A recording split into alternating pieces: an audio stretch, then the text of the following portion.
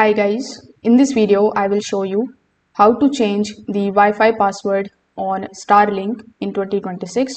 For that, first of all, you need to open your Starlink application on your phone. When you are inside it, you need to first of all go to the settings. Now when you are inside the settings, simply look for the option of Wi-Fi configuration. Afterwards, you just have to select the network and you are going to see this type of section in front of you. Now over here, you just have to simply edit your network name and the password and tap on the option of save. And this way your network will restart and all of your devices will need to reconnect using the new password. After saving, your Wi-Fi will briefly disconnect. So you just have to select your updated network name. So you can find this name over here in the network section.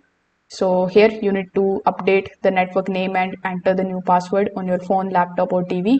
And this step is required because Starlink immediately applies the new credentials.